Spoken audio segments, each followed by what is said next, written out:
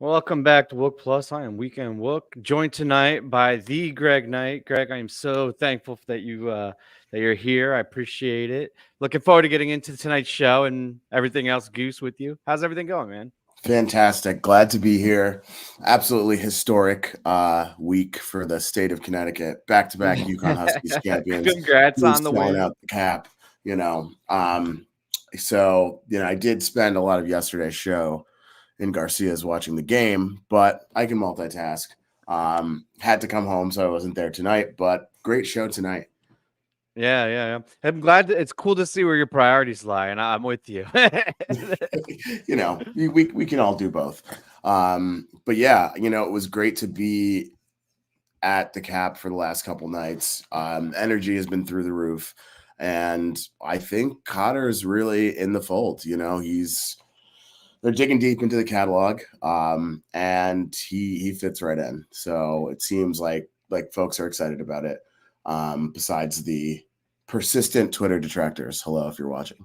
Yeah, they love to come in and let us know it in the chat too. But Yep. I've been a pretty big stan, and I'll just say right off the bat, like I like Ben, and I thought Ben was a great drummer. So none of this is like, and I've said this over and over again on the show, like none of it's like a better or worse thing. But I for where they are now and what Cotter's doing, I am thoroughly impressed, and I'm actually reinvigorated. That's the whole reason we're doing these after shows, is because it's like I had really been into Goose early, right? That's how you and I met years ago, and then I kind of fell off, and now it's kind of like I'm having this resurgence with it, and I think a lot of that has to do with not just Cotter's playing, but the way the band's handling moving forward now, right? Like looking ahead and like really just hitting it hard coming out of the gate. It's crazy. I don't know. I think they're getting pretty deep into the catalog, or it feels like they're hitting a lot with, at least for having a brand new drummer. It seems very ambitious, right? Totally. I mean, and one of the things that's been really impressive about these few nights is not just the jams. You can ask Brian Storm and he'll say last night was way too type 1, but it's like the compositional stuff that's pretty complex. Cotter has really, really picked up. And I'm not a drummer, but I can imagine that that's really not easy. That's way harder than the jams, because the jams, it's like you lock into a groove and you use your musicianship, but the compositions are the shit. You have to like remember the starts, the stops, the cuts, the time changes, all that stuff. And he hasn't missed a cue yet. At least I haven't noticed anything. Yeah, for sure. And the vibe is right on stage. The guys are all smiling. Seems like good things are happening. So I think we're in for a big show tomorrow night too. Yeah, I agree. All right, let's get into this first set. This Wysteria Lane was phenomenal. I really, really dug the jam in this. I don't know. I guess this is one that is, a workhorse, right? And it kind of always delivers. But I really appreciate how they're not afraid to jump into these like big mega jams right out of the gate, right? Like they don't need to do these really short little, put your toe in the water. It's just like, here we are. You're not deep in a big ass jam all of a sudden. Totally. Yeah, and then so did you catch that? You were running a little bit late on that, right? Where did you come in? Unfortunately, had some travel delays getting home, so I joined the first set during Bob Don. So, I could just pretend and talk about my historical Wysteria knowledge, but please, I would love that. I think that's some of the context we're missing. Originally a Trevor Weeks song. It's I think I'm sad I missed it, but I can certainly say that in the band's history, especially when they were opening for people, they really got comfortable coming out swinging. And I like it. It gets my feet moving early. But I also, from seeing someone else, I like an AC/DC bag opener too. Short and sweet works. Yeah, no, that's true. I've just gotten so like and trained and like indoctrinated to be like, Buried Alive, Cars, Trucks, like the short, fast, hit it dancing. And I'm a jam slut. Like different people like different things. For me personally, the thing I appreciate the most in these bands are the jams, right? Like I know that sounds silly, but that's what I like. So that's why we're here. Yeah, not mess around and just give it to you right off the bat, I think is awesome. Well, the Echo Echo of a Rose was a fast version. I thought it sounded pretty good. I was digging it. Okay. This was another one that I was impressed. I mean, I don't think this is a very complicated song, but I was Yeah. impressed with Cotter's touch and feel like it felt like, very comfortable with it, right? Like he Yeah. had known it for years, and I think it sounded really solid. We could get into Bob Don though. I think later, this is where things start to really pick up. But what Yeah. did you think about the playing when you got into it? So I love Bob Don. And I have kind of an interesting story of like went to the studio with the band one time in the history of like since I've known them. It was something I always wanted to do. And they were recording Dripfield and simultaneously what became Undecided. And That's cool. specifically, I was just there for a few hours while Rick was laying down the Bob Don solo. And at the time, it was supposed to be a more casual solo, like not exactly the huge ripper that it is live. They ended up scrapping everything they did the day I was there, but the energy that builds during Bob Don is something that can really only be captured in a live setting. And so, that being the first thing I heard tonight was the juice I needed to keep me awake for the rest of the show. Yeah, I think this was for me too. I mean, I obviously I was saying how much I love the Wysteria Jam, but I was feeling tired tonight, right? And I did there was a lot of energy and a big was the word I kept writing down with this. It just has that big feel to it, right? Like big Floydy kick it up. Yeah, I agree though. It's a bit bombastic. I don't know if that's the right word, but that's how I Absolutely felt. bombastic. Yeah. For sure. And then what they go into it burns within, another good one. And I love It Burns Within. I've heard the song evolve over the years. It was a really, really early Goose track that they kind of put on the shelf for like, I want to say 5 years. First time played was 2014. Yeah, the first Goose miss. And so they shelved it from like 2015 to 2020. And now it's kind of evolved to this fast version, which I think suits Cotter very well. And I just think it's a great song. Yeah, I do too. I like it. All right, this is where my highlight of the first set. I'm 100%. trying to get into the Goose fan thing. So this was my Jody or Jotun, my jam of the night, I think. Yeah, Jotun. My Jotun, for sure. This Thatch just slaps. I mean, this is one of the few songs that I don't know. I don't want to say few, but I really like this song. But I thought tonight's jam was fucking fantastic. I got to give a little bit of shit to the tech crew or whoever was in charge. I don't know if it was YouTube or Google or a Goose guy, but the stream knocked out, went black and I was pissed because I didn't know if it was my Bluetooth or my phone or my service. I thought it was everything I was doing wrong, and then it turns out that it was external. And it was right when the shit was getting so good. I was like, 100%. Like you're like fucking let's go, and then it goes blank, and you're like, oh really? But even with that, I still thought it came across, and this jam was fucking spectacular. It was awesome. So when in doubt, I would say blame YouTube, or blame Google. Yeah, Google. Fuck them. I mean, not right now. After our stream. But clearly they lack the infrastructure. So Thatch is a ripper, and I was saying last year that I couldn't wait to see how it develops. So unfortunately, due to what I missed, I can't wait to see how much more it develops. But from what I understand about Wysteria, it was pretty straightforward today in terms of how the jam went. But I like how they took Thatch for a walk. Yeah, and they kept it up. Yeah. But certainly, like, it's interesting. As soon as the stream cut, like, I went right to Twitter to try and figure out what people were doing. And Ryan Storm affirmed that everyone was moving. So, you have to imagine that what we missed was incredible. He's like the the soothsayer, the prophet of Goose fandom. People have been clamoring for that title for years, but I quit podcasting. But yeah, Thatch was excellent. My first set highlight was Give It Time. Okay. So Give It Time, like it was something that was kind of in the catalog years ago. I don't think Goose ever played it. No, well, tonight is listed as the first time played as Goose. I guess it was a pseudo, right? It was a pseudo track. Yeah. Yeah. And I feel like there was a time, I think, kind of in the, the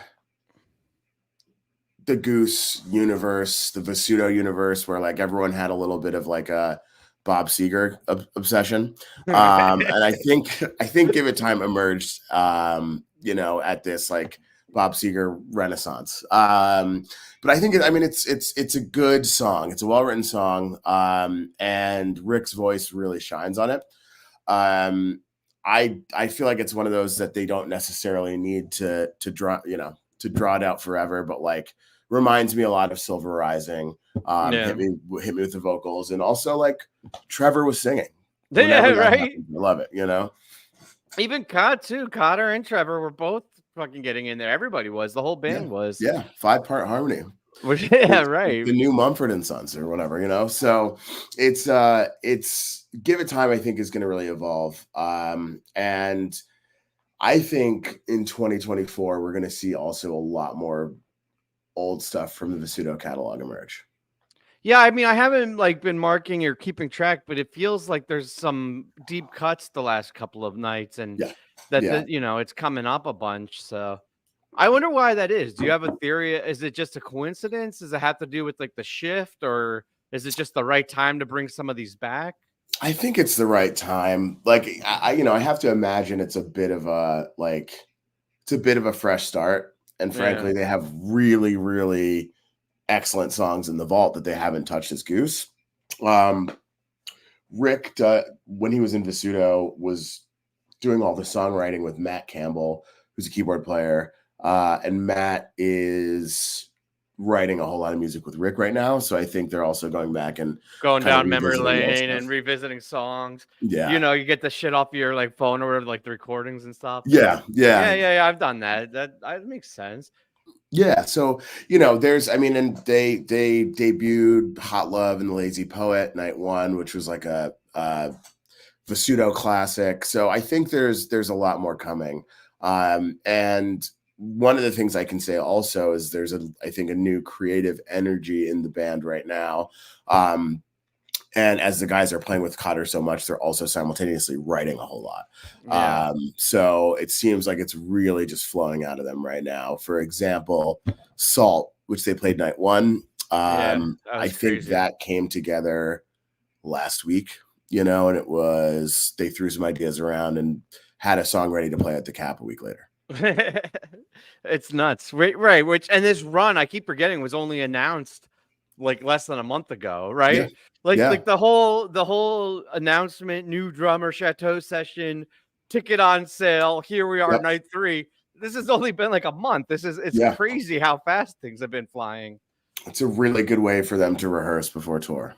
I think, is this a big tour? Like, so I haven't been paying super close attention, but it feels like the sheds that they have coming up this summer, this is another big set. I know they just did Hampton, and I know they've had a couple of big ones, but this seems like it's the most consistently big, doing PNC, Absolutely. Doing the Man. I mean, the Man's not a huge shed, but like SPAC, like these are all like pretty big venues. I don't know. It just feels like they're at that precipice of like really taking into the next level for them. Absolutely. I mean, in a lot of these markets now, they can do it. They can sell the tickets. Like SPAC last year was a surprise to everybody.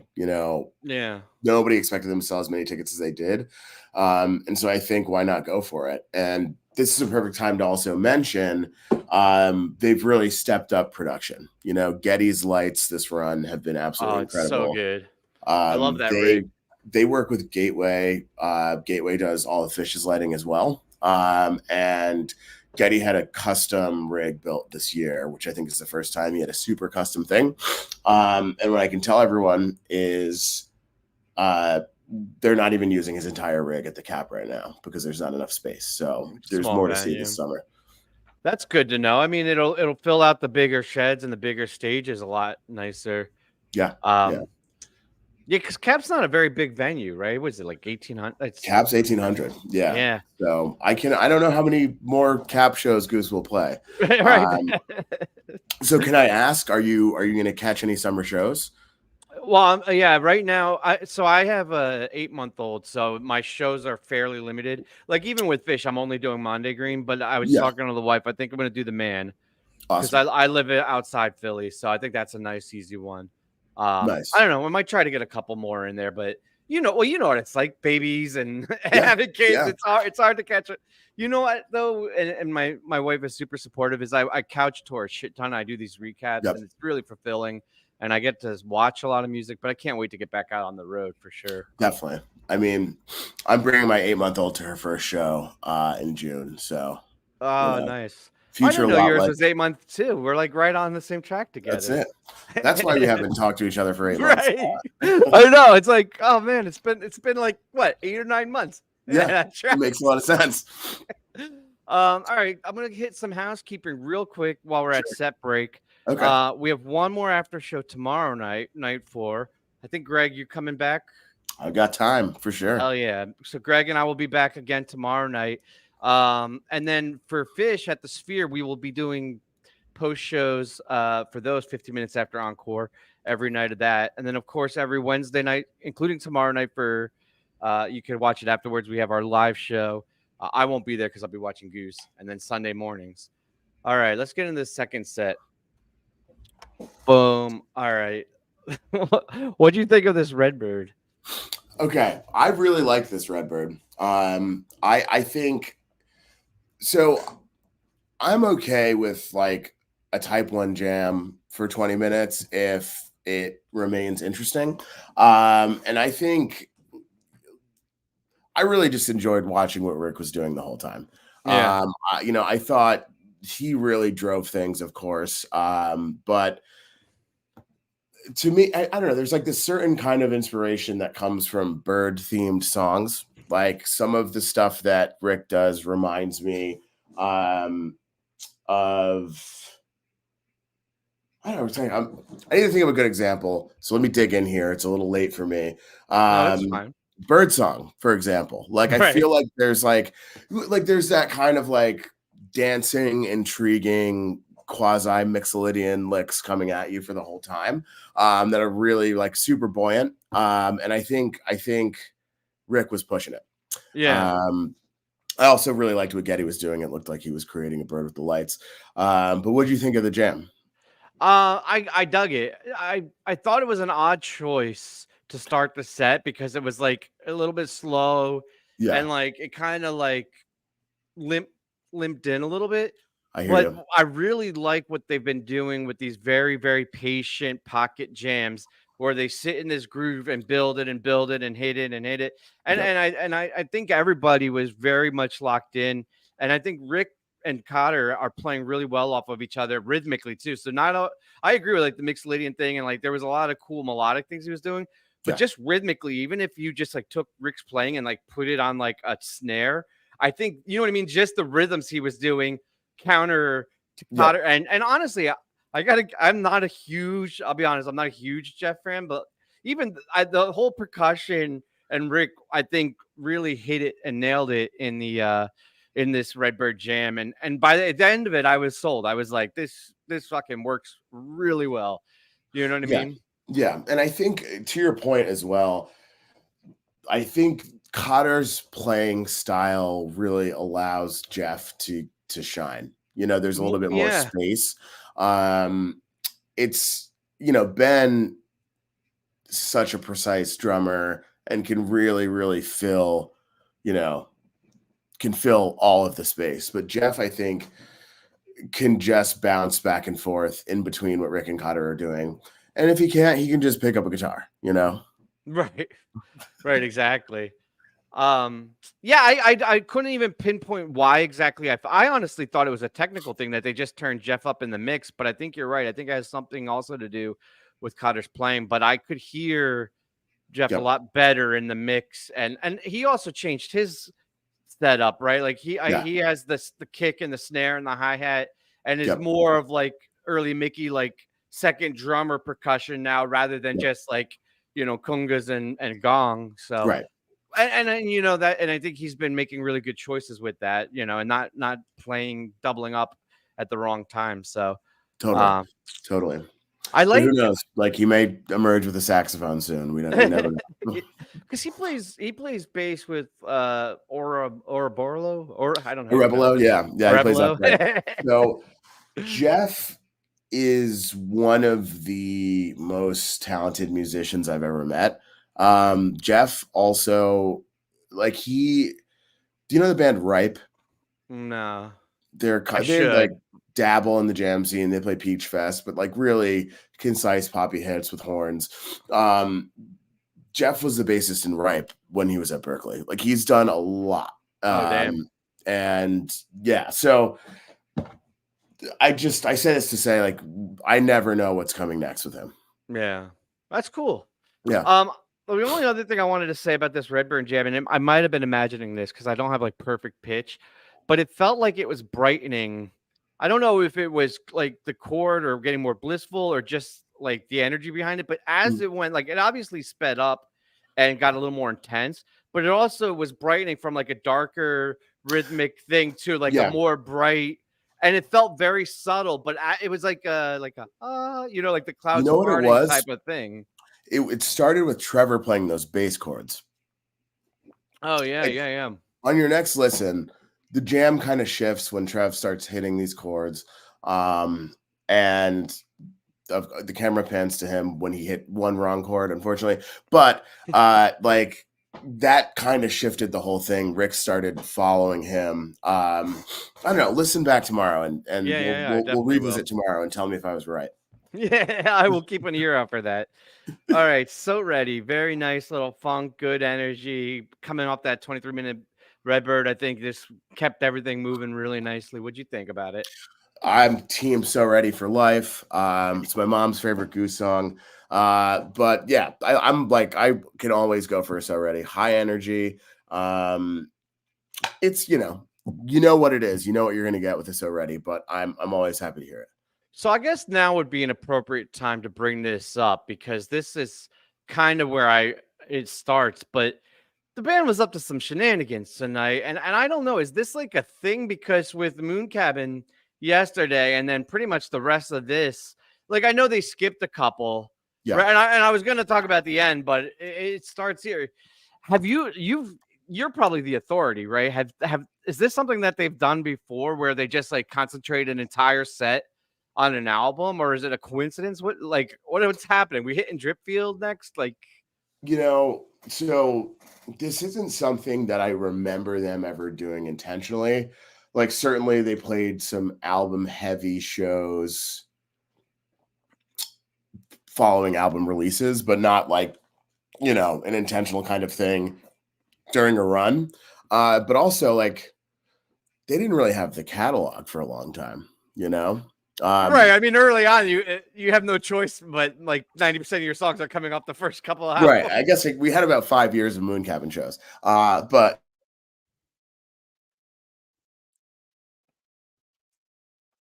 is that me or you? Oh, did I drop? Did you lose me? Oh, no, you're good. I didn't know if it was you or me. One of us did. It's both of us. Right. So it's not something I remember them ever really doing intentionally, but I also kind of like putting career retrospective on display with the new drummer. Yeah, and also it's kind of like it's good because it gives him practice for all of them, but It shows the new sound and shows Goose fans like, hey, he's got this, right? The old ones, the new ones, there's like, and some of it's different, but like we're hitting it all. Right, in a very systematic way, like absolutely doesn't leave much doubt or question. Has there any? Oh, sorry. Go ahead. I did see a really good comment like early on when we just started. I don't know if I can find it, but someone was just saying it was Eric Steele. Hey, Eric. Simple Stupid Theory from Eric they're playing albums because it gives Cotter reference, easier to learn, faster to produce, already able drummer to tour. That probably is the most sensible reason here. Like where.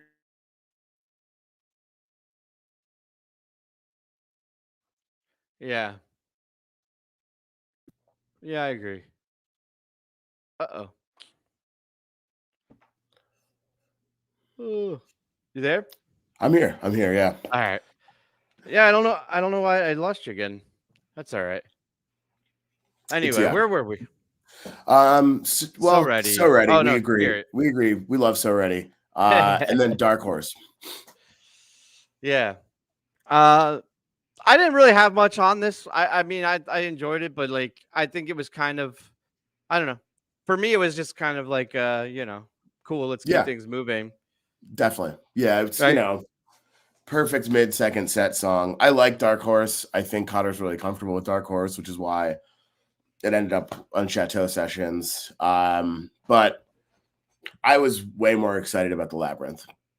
Yeah, me too. I think that's a very interesting and compelling composition. And Yeah, were we saying that on air or in the green room about like how impressive? It's more impressive, I think, Cotter's picking up all these compositions right, really well, and how right. tight the band's playing on the written stuff more than the drawn out jams. And I think this is a great example of that, of just like an intricate composition that was really clean. Absolutely. I mean, this was probably one of the best labyrinths that the band has played. And it is Oh, really? not an easy song. And granted, it's only been played, I think, 8 times by Goose, but it's the Labyrinth was pretty incredible. And for a fairly straightforward composition, it has a lot of dynamics. I was engaged, I was following it, and it was super clean. Yeah, I mean, I don't have a ton of context, historical context. That's interesting to hear that, but for what I heard tonight, I was really digging it and felt like it was very much locked in. Yeah. Yeah, chat's agreeing with you. Lots of clean comments. Yeah. And then we So close. it's impressive. Like, it's really, I can only imagine that Cotter has just been playing Goose music for the last 4 months nonstop. And I mean, that's a big call to the big leagues, and I mean, yeah, and all the props to him. It's not a given, but I feel like if you're getting that call, you step up, right? Like right. if you're stepping into this at this point in time with this momentum and growth and everything, that's not, you can't fumble that, right? And he is. Right. He seems to Right. be, owning it, and good for him. Yeah. It's pretty great. Where were we? And then we close out, right? Madhuvan. Yeah. Yeah, fucking Excuse me. real nice. Gosh. I may have Huge, contracted big. a little wook flu over the last couple of days. Oh no. So good Madhuvan. Like, it was a good Madhuvan. I think it was not necessarily the most intrepid jam, but like, I had I a big love payoff Madhuvan. though. I like the build and the payoff at the end. I Yep. was it's slow, a little. I don't know, man. I feel it's just. I guess it's a thing. Like there's so many jams that start slow and do the build, and like I dig it. I don't know if I like it for every jam. It feels like they've been doing a lot of that lately, Right. like keeping like the type 1 slow build Yep. into like a big payoff. But, and I said this last night too, when you pay off like they do, you can't really complain, right? Like it's like, Exactly. okay, it only sucks Exactly. for the beginning, and then you get the reward, and you're like, okay, I Right. get it. Right. But yeah, this was a nice big ending, I felt like. Yeah. And it was a good Madhuvan. I think I have the tendency, having seen so many jam shows in general, that like I do seek that like rare, extended type 2, thing with 3 different distinct sections. And I think just having done this for so long with several bands, you can kind of just overlook when they do the song really well as it was written, and this Right, is one just of a the standard. Yeah, Yeah. we call it so, and a lot of people take exception to this, but like with the Wook Plus guys, we would say it's a serviceable version, right? Like Yeah. when we're Yeah. recapping a show, we're like, yeah, that Axelo is serviceable because you can only describe a well executed staple song in so many ways, and we don't want to bullshit you. So it's like, hey man, it was a serviceable thing, right? And that's not a Yeah. bad thing. Like it's good. It Right. did its part. It was serviceable. Yeah, I mean Uh, I need to incorporate that into my vocabulary. I need to talk to you guys more because it certainly sounds better than remarkably average, which is what I normally say. it was remarkably average, spectacularly mid. But yeah, it was completely serviceable. I will listen to it at least 3 more times in my life. Yeah.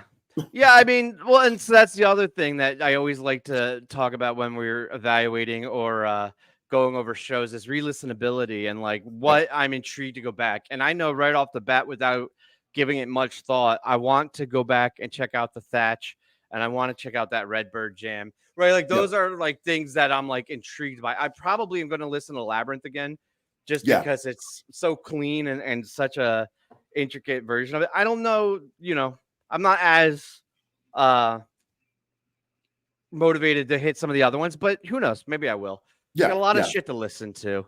Right. We got multiple nights of shows. One thing I forgot to mention about the Labyrinth, I'm pretty sure this is true. If I remember from doing the write up on the Shenanigans album, I think Rick wrote the Labyrinth when he was 16. Oh shit! Really? Yeah. That's wild. Yeah.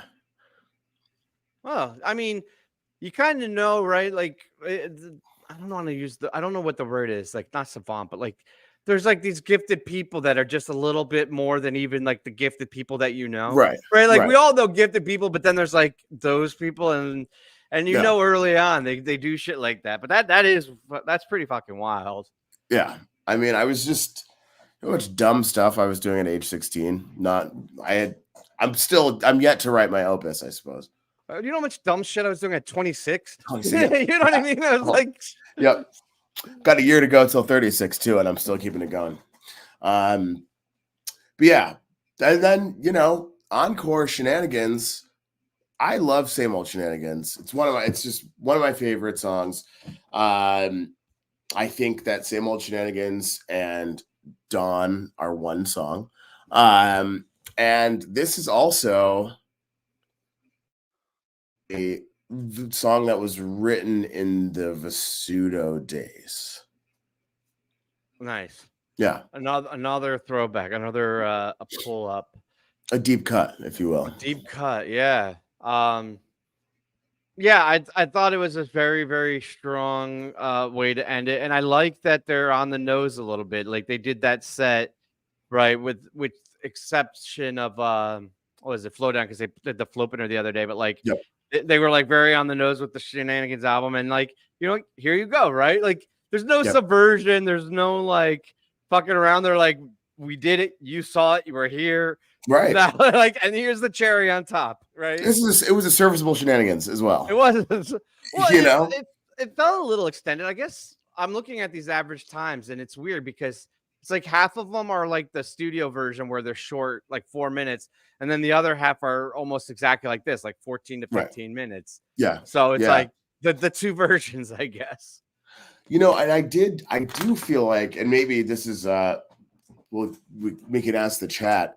I do feel like everything is a little bit slower with Connor. Okay. Yeah, I don't know. Chat, what do you guys think? You think there's a little bit? No, I don't know, because he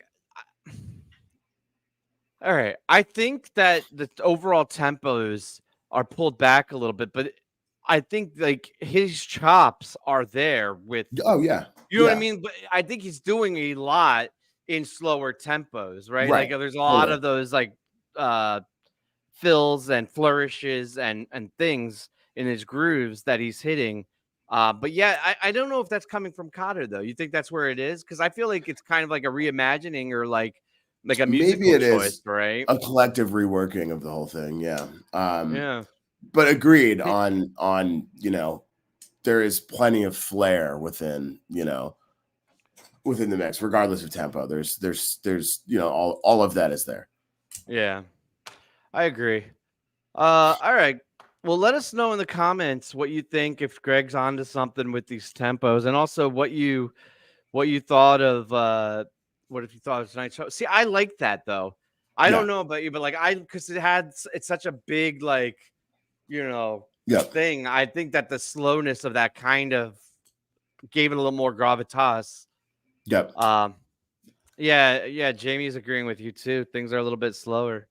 Have That you makes talked to sense. Ben? Have you? I saw he just got a new gig with what DJ Williams, which Yeah, is good for him. Ben's playing with DJ Williams. I think he's out with DJ for a month in June. Elephant Proof have some shows coming up, some announcements. Should be out in the next couple days. I hope I didn't miss an email and they're not tomorrow. But yeah, there's plenty to come on the Ben front. His original group Elephant Proof also, they're getting back into the studio and recording some aggressive acid jazz. Love acid jazz. Yeah. Who doesn't? Be ready. Cool. Be ready. Awesome. But yeah, this is I think all in all, like this, I'm obsessed with Serviceable now, and I think that this show was probably the most serviceable of the run so far. Yeah, I could see that. I think night 1 and this are tied in my mind right now. I'll have to go back and listen as the ones I enjoyed the most. I liked last night a lot too, but I just think like across the board as far as consistency and holding me in, I think those two. But yeah, a very serviceable, a very fine, and exceptionally mid. Yes, remarkably mid. Yeah, but at the top tier of mid. So, yeah, I mean, I guess should we revisit this tomorrow? Yeah, man, we should do the same thing. Same bad place, same bad time. I'm in. And I hope all of you guys in chat will come back and join us tomorrow, 15 minutes after Encore. Greg, I appreciate the shit out of you, man. Thank you so much for hanging out. Great to be back. Maybe we'll invite our 8-month-olds to the next one. Hell yeah, we'll just have them all hang out. All right, we'll see you guys.